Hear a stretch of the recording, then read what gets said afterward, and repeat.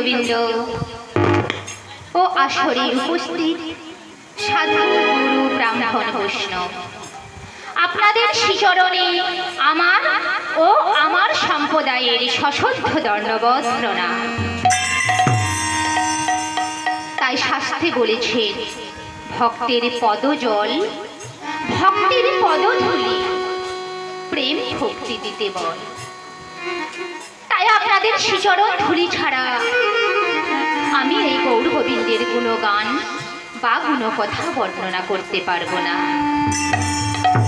তাই এই গৌর গোবিন্দের গুণগান বা গুণকথা বর্ণনা করতে আমার ভুল ত্রুটি হতে পারে। তাই আপনারা আমায় নিজ কন্যা যাতনে ক্ষমা করবেন। আজ জেনার বাড়িতে এই হরিনামের আয়োজন করা হয়েছে, কীর্তনের আয়োজন করা হয়েছে মা, সেই বাড়িটা আজ বাড়ি নয়, সেই বাড়িটা আজ মধুর বৃন্দাবনে পরিণত হয়েছে। কেন? কেননা যেখানেই হয় সাধু গুরু ব্রাহ্মণের আগমন, সেটাই হলো মধুর মধুর বৃন্দাবন। তাই গৌর প্রেমানন্দে হরি হরি। তাই আমাদের হরি নাম করতে হবে, কৃষ্ণ নাম করতে হবে। এই হরিনামই হলো আমাদের শান্তির একমাত্র উপায় মা। তাই আমাদের কিভাবে হরিনাম করতে হবে? হরিনাম একেবারে বলো না, কৃষ্ণ নাম একেবারে বলো না, এই হরিনাম জপয় বিরাম, এই নাম জীবনের সাধনা।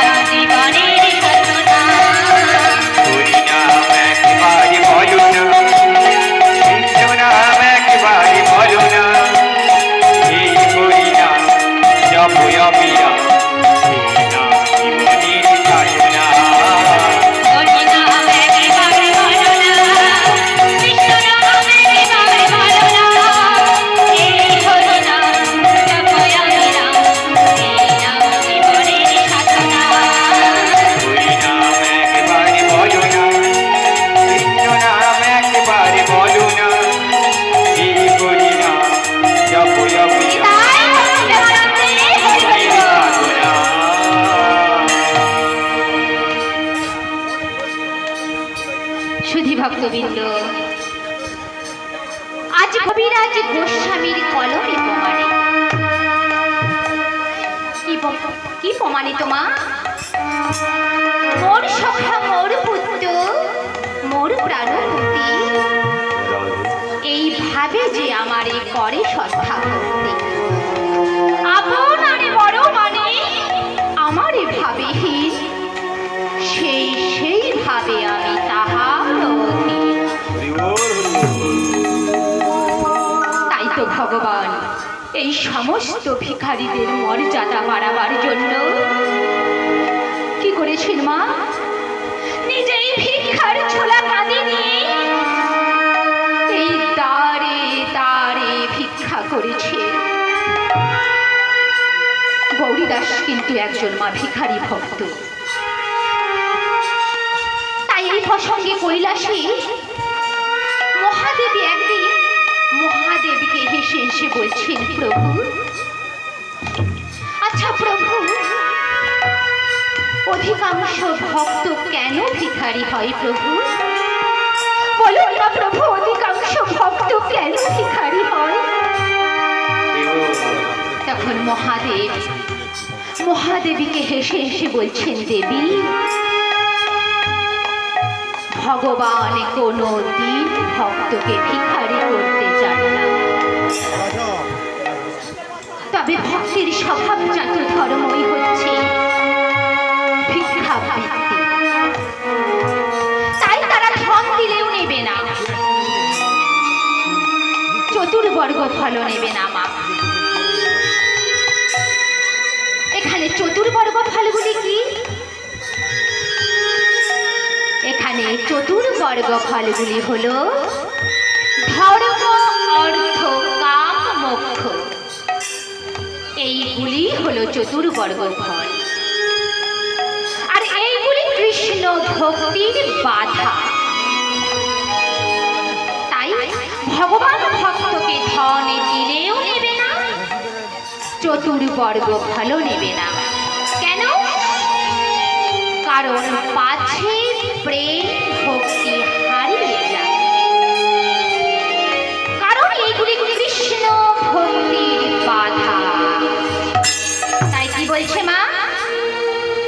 আহা কৃষ্ণ ভক্তির বাধকে যত শুভা শুভা কর্ম, কৃষ্ণ ভক্তি বাধকে যত শুভ শুভ ধর্ম, কৃষ্ণ ভক্তির বাধকে যত শুভা শুভা কর্ম, কৃষ্ণ ভক্তি বাধকে যত শুভ শুভ ধর্ম, এও হয় এক জীবের অজ্ঞানতম ধর্ম, এই হয় একদিনে অজ্ঞানতম ধর্ম, এও হয় এক জীবের অজ্ঞানতম ধর্ম, এই হয় একদিনে অজ্ঞানতম ধর্ম, অজ্ঞানতমের নাম কহিয়ে কৈতব, অজ্ঞানতমের নাম কহিয়ে কৈতব, অজ্ঞানতমের নাম কহিয়ে কৈতব, অজ্ঞানতম ধর্মের নাম কহিয়ে কৈতব, ধর্ম অর্থ কামে মোক্ষ পাঞ্ছায়াদি সম, ধর্ময়ত বান্ধনে বাঞ্ছায়াদি ধর্ম, তাহা ধর্ম অর্থ কামে মোক্ষ পাঞ্ছায়াদি সম, ধর্ময়াদি ধর্ম বাঞ্ছায়াদি ধর্ম, এই যে ভক্তি পথের অন্তরায়, ভক্তিপদের অন্ত নয়, ভক্তি পথের অন্তরায়, ভক্তিপদের অন্ত নয়, তাই দিলেও ভক্ত নেয় না ভক্তি পথের অন্তরায়, দিলু ভক্ত নেয় না ভক্তিপদের অন্ত নয়, তাই ঠান্ডা দিয়ে ফেলে দেয় আবর্জনা মনে করে ভাই।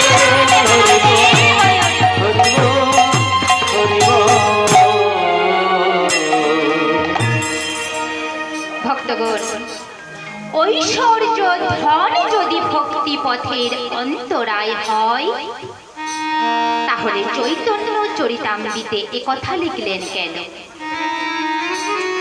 চৈতন্য চরিতামৃতে কি লিখলেন? ঐশ্বর্য মাধুর্য নহে সমতুল, তথাপি ঐশ্বর্য হয় মাধুর্যের। তাই গৌরী প্রেমানন্দে হরি হরি। তাই এখানে গুরুদেব যেই ঐশ্বর্য ধনের কথা বলেছেন মা, সেই ঐশ্বর্য কিন্তু এই জড় জগতের ঐশ্বর্য নয়। সেই ঐশ্বর্য এই জড় জগতের টাকা পয়সা গাড়ি বাড়ি সেসব নয়। তাহলে সেই ঐশ্বর্য কি? সেই ঐশ্বর্য হলো প্রেম ঐশ্বর্য। যারা তাদের হৃদয় ভাণ্ডারে প্রেম ঐশ্বর্যে ভরে রেখেছে তারা তো অনিত্য ধনের কাঙাল নয়। তাই তারা ধন দিলেও নেবে না, চতুর্বর্গ ফলও নেবে না। কেন? পাছে প্রেম ভক্তি হারিয়ে যায় না। ইহাই হচ্ছে ভক্তের চরিত্র। গৌরীদাস কিন্তু কলিযুগে মা ভিখারি ছিলেন না। ওনার আদিবাস ছিল শালিগ্রামে। আর গৌরীদাসের পিতার নাম জমিদার কংসারী মিশ্র। উনি সমস্ত বিষয় সম্পত্তি দাদা সূর্যদাস পণ্ডিতকে দান করে মনে মনে চিন্তা করলে, কি জাতি বিদ্যা মহন্তঞ্চ রূপ যৌবনমেব চ যথার্থ পরিবর্যায়ে পঞ্চাধা ভক্তি কণ্টকা। গৌরীদাস মনে মনে চিন্তা করছে যে আমার এই যশ, আমার এই খ্যাতি, আমার এই নাম আমি যদি যত্নে না ত্যাগ করতে পারি তাহলে তো আমি গুরু কৃপা লাভ করতে পারবো না, কৃষ্ণ কৃপা লাভ করতে পারবো না। তাই দাদা সূর্যদাস পণ্ডিতকে গৌরীদাস বলছে, দাদা তুমি আমাকে এই সংসার থেকে মুক্তি দাও, দাদা তুমি আমাকে এই সংসার থেকে মুক্তি দাও। তখন দাদা সূর্যদাস পণ্ডিত ভাইয়ের মনোভাব বুঝতে পেরে মনে মনে চিন্তা করছে যে গৌরীকে আর এই সংসার কোকিলে আবদ্ধ রাখা যাবে না।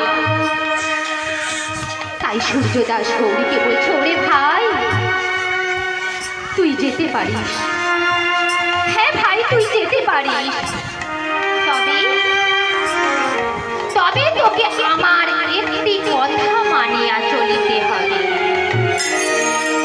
গৌরীদাস বলছে, বলো দাদা বলো তোমার কি কথা? তখন সূর্যদাস বলছে,